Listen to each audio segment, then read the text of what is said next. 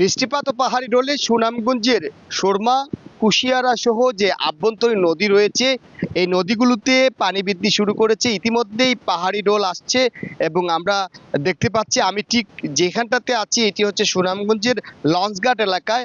ঠিক আমার পেছনে যে নদী রয়েছে এই নদী পানিতে টইটম্বুর হয়ে রয়েছে এবং নদীতে প্রচুর স্রোত রয়েছে। উজান থেকে যে পানি আসছে সেই পানি কিন্তু ভাটির দিকে যাচ্ছে। এই নদী তীরবর্তী যে সকল গ্রাম রয়েছে এই গ্রামগুলোর যে তীর রয়েছে সেই তীরে কিন্তু পানি আসা শুরু করেছে, অর্থাৎ চাপ সৃষ্টি হয়েছে। আমি যদি আপনাদেরকে পানি উন্নয়ন বোর্ডের একটি পূর্বাভাসের কথা জানাই আপনাদের, বন্যা এবং আবহাওয়া সতর্কীকরণ কেন্দ্র থেকে যেমনটা জানানো হয়েছে, আগামী 19 জুন থেকে টানা এক সপ্তাহের একটি পূর্বাভাস রয়েছে। অতি ভারী বৃষ্টিপাতের একটি পূর্বাভাস রয়েছে। এতে আবহাওয়া যে পূর্বাভাস অনুযায়ী বলা হয়েছে দেশের উত্তর পূর্বাঞ্চল অর্থাৎ সিলেট, সুনামগঞ্জ এই অঞ্চলের যে পাহাড়ি এলাকা রয়েছে মেঘালয় চেরাপুঞ্জিতে বৃষ্টিপাত হবে এবং এই বৃষ্টিপাতের ফলে এইসব অঞ্চলের যে নদী রয়েছে এই নদীগুলোর সমতল বৃদ্ধি পেতে পারে, কোথাও কোথাও এই বন্যা পরিস্থিতি দেখা দিতে পারে, এমনটা আমাদেরকে জানানো হয়েছে।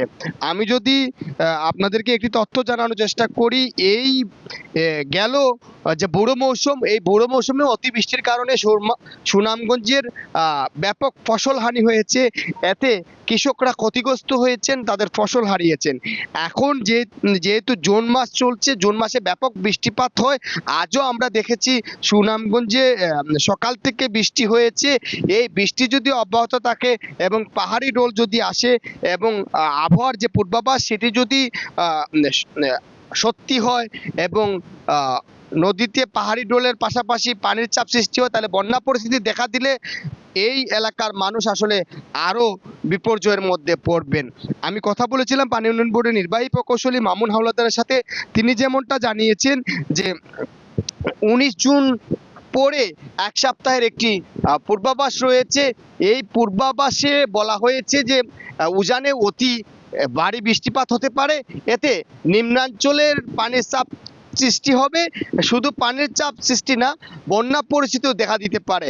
তবে এখন পর্যন্ত তিনি ওইভাবে বন্যার আশঙ্কা না করলেও বলছেন সেটি বৃষ্টিপাতের উপর নির্ভর করবে।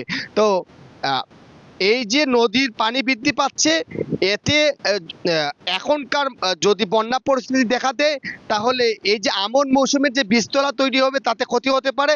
পাশাপাশি এই অঞ্চলে যে পুকুরে মাছ চাষাবাদ হয় সেই মাছের ক্ষেত্রেও আসলে একটি ব্যাপক ক্ষতি হওয়ার আশঙ্কা করছেন চাষিরা।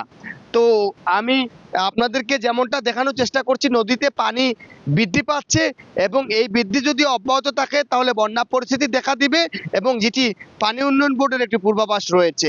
এখন পর্যন্ত বৃষ্টিপাত হচ্ছে, দিনের বেলা বৃষ্টিপাত না হলেও রাতে কিন্তু বৃষ্টি হচ্ছে। সেটি সময় বলে দিবে আসলে পরিস্থিতি কোন দিকে যাচ্ছে। তো এই ছিল সুনামগঞ্জের পানি বৃদ্ধি এবং বৃষ্টিপাতের সর্বশেষ।